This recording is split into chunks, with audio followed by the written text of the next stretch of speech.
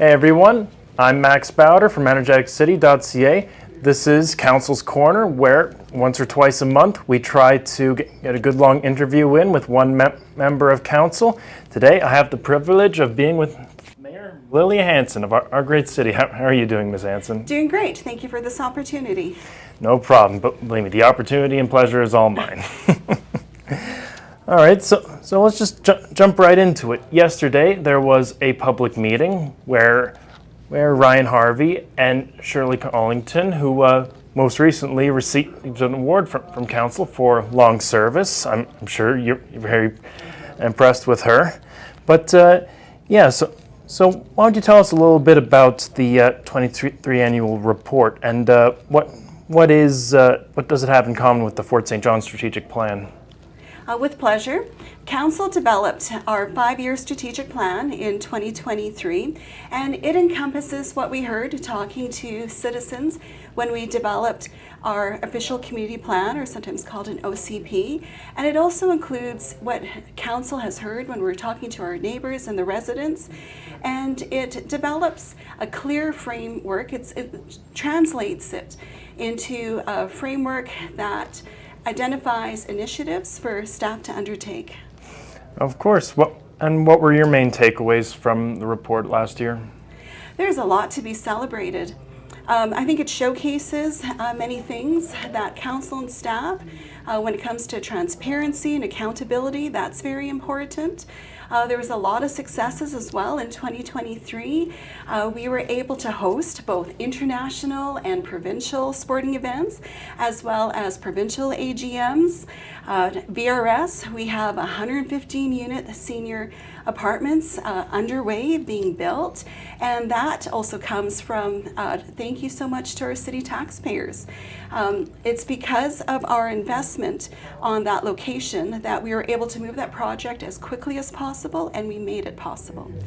We've also had many other successes. We signed an agreement, a cultural agreement with the North Peace Cultural Society, and the city also developed its first arts and cultural framework and economic development plan. And let's talk about building permits. There is a lot to be said. We had over 33 million close to in building permits in 2023, and that signals strongly of the confidence that developers and residents have in our community. And we invested $18 million into capital projects, and that includes your roads, your underground infrastructure, your facilities, and from that, that supported $9 million in labor and 130 jobs. So there's a lot to be cheered on. Exactly. I was impressed to hear that in the past, Fort St. John has won a total of 9 awards for its financial reporting. I'm sure that's very good. Everybody likes to see strong competence in city officials, especially when it comes to money. What do you attribute that success to? Our staff are rock stars, hands down. And when it comes to finances, that is very important. And it comes down to our staff and council. It's important to have that transparency. It's also really important to make sure that the reports that are written, that there's that ease of reading and understanding it. Definitely. All right, moving on. This has been in the news lately. There's been a property at the 10,000th block of 112th Avenue. That property has a history of crime going on at the place. The community has even banded together to try to inform on criminal activity. And so the Civil Forfeiture Office has recently moved in on that building. Do you feel like that was a good thing to do? We heard from our residents, and it was quite concerning to hear how that one property was affecting so many lives in that neighborhood. We had residents let us know that there were shootings, there was multiple shootings, and there were shootings from inside of that house that went into the neighbor's house. And we would hear from the neighbors, they weren't feeling safe, and that's not right. When you have to think about where your kids are going to sleep at night, do you have to move them into the basement?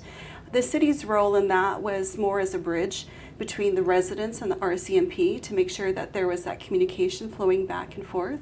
The RCMP, they play a really important role in our community safety, and we appreciate what they're doing. And by them taking this action, it's definitive, and that is saying, you know, we're not going to allow crime to happen in our community, and they're using whatever tools are available. Yeah, definitely. Do you feel like now that office is taken away, you might see an even greater decrease in criminal activity in the city? Unfortunately, you know, there's a lot of issues as to what is causing the increase in crime. You know, there's some conversations, you know, is it the revolving door through the courts? Crime just has a way of sometimes just relocating on that. You know, we definitely are working towards what we can do to make our community safer. And I think it's important that residents continue to reach out to their elected officials and let us know what they're seeing, but also make sure you call our bylaw department, make sure you contact the RCMP so that they're aware. And for the RCMP, the citizens of Fort St. John, we do pay 90% of the cost for our local RCMP detachment, and we do have good communication flow going back and forth. And you know, we ask, you know, what steps are taking, you know, what is being done new that wasn't before. There's some different initiatives between a joint initiative between RCMP offices in different communities, trying to make sure that when community crime is happening and it moves from one community to another, that we're aware and we tackle it, you know, where it's active. Definitely. All right, so at the regular council meeting last week, a few bylaws were adopted. The one that caught my interest is the Freedom of Information Amendment bylaw. As a journalist, obviously, having freedom of information, especially from the government, is very important. Agreed. So yeah, what was this bylaw about? Why was it introduced? Council made a motion late 2023, and we asked staff to bring back a report to look at, you know, what the provincial fees were, you know, considering do we need to add an additional application fee. Council decided that wasn't necessary, so that was not approved, and there's going to be very minimal changes to the fees, a slight increase, but anyone who has previously applied for a Freedom of Information application, they're not going to see any changes to that process. That's still the same. And as for the fee rates, it matches provincial, and it's a very minimal increase, so that's good news. And if somebody does want to request an FOI, that's available through our website. It's very convenient to make that request. Definitely. Last time I was talking with Mr. Zabinski, he was saying that, yeah, it is good to have people being able to seek information, especially for properties and other things like that. Do you feel like with this new bylaw and in the process in general, like people do have easy access to achieving that information? Yeah, there's a lot of regular requests that come in, and our staff, they're ready to help. Like, come on in, come talk and meet our great staff. And there's so many things. You don't even need an FOI for so many of them. It's just come up to the front counter. All right, that's very good to hear. So another thing from council a little while ago, a temporary use permit was issued for 2 greenhouses on 11527 Alaska Road South. And there was a lot of public consultation that went into this decision. Why was public input needed for this permit as opposed to other permits that have been issued? Yeah, that's a good question. So when there's a request made to the city, if it doesn't currently meet the zoning of what they would like to do, then we go to a public hearing. Mm-hmm. And there was a mixed response from residents, some saying that they were in favor of the greenhouses, some others were against it, saying that there were already enough greenhouses in the area. So what was the main factors that led council to voting in favor for these greenhouses? Yeah, it's great to hear from the residents, of what they're seeing and hearing and what their thoughts and opinions are. Council, we looked at where it was located. There's other businesses, commercial businesses in that area.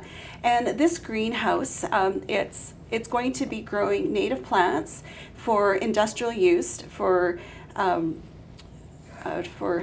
oil and gas reclamation work, and it will not be open to the public, so there's not that concern of heavy traffic accessing that site.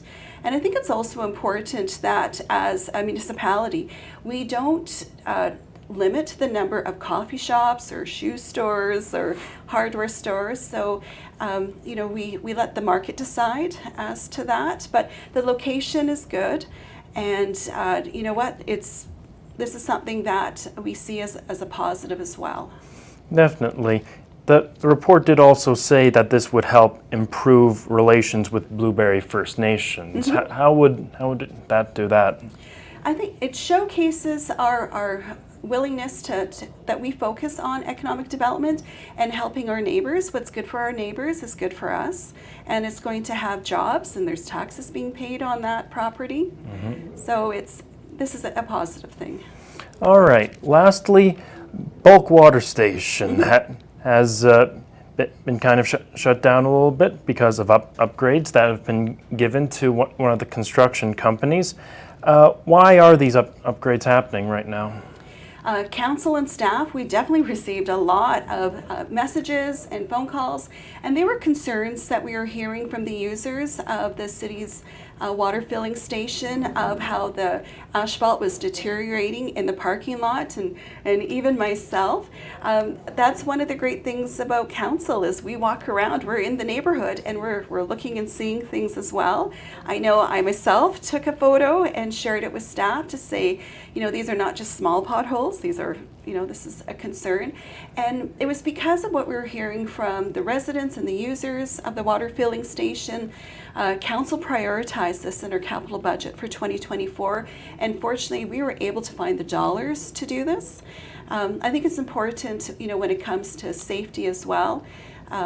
This project, it's something that needed to be done, and we realize, and it's regretful that there is it will affect people's ability for that convenience, but fortunately there is other water stations available. So while this is a convenience site, the regional district, they have 5 other water filling stations, and then there's also the District of Taylor, Dawson Creek, Hudson's Hope also, and the City of Fort St. John. We do have a smaller water filling station for private users. So the good news is there is water that's available.